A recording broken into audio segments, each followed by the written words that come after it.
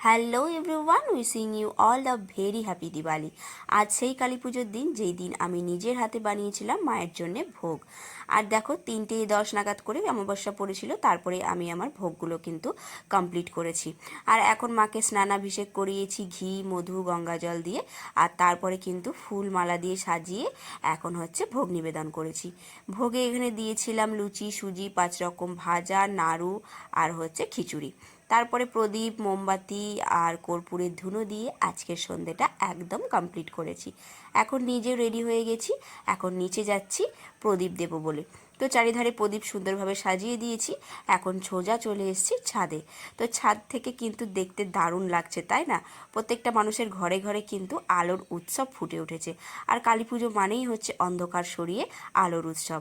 আর আমি চাই প্রত্যেকটা মানুষের জীবনেও যেন সব অন্ধকার মুছে গিয়ে আলো ফিরে আসুক। আর তারপর সব কমপ্লিট করে সোজা চলে এসেছি আমাদের স্বাধীন সংঘের প্যান্ডেলে।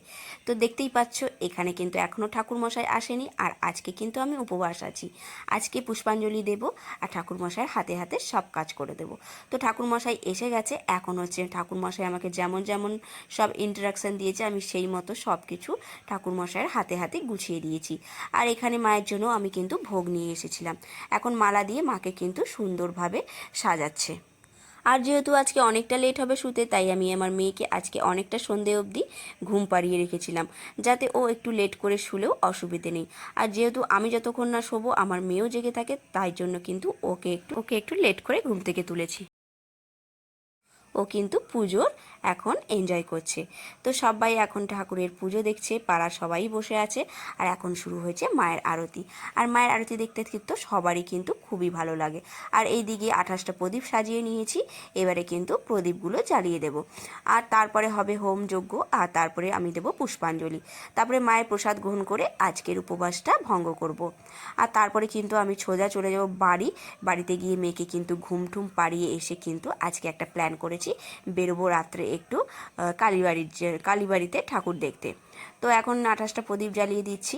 আর যেহেতু ওকে অনেকটা রাত হয়ে গেছে, আমার মেয়েকে নিয়ে যাব না, তাই ওকে কিন্তু ঘরে গিয়ে ঘুমঠুম পাড়িয়ে রেখে তারপরে আমি আর আমার বর যাব হচ্ছে কালীবাড়ি আর শতমুখীতে মাকে দর্শন করতে।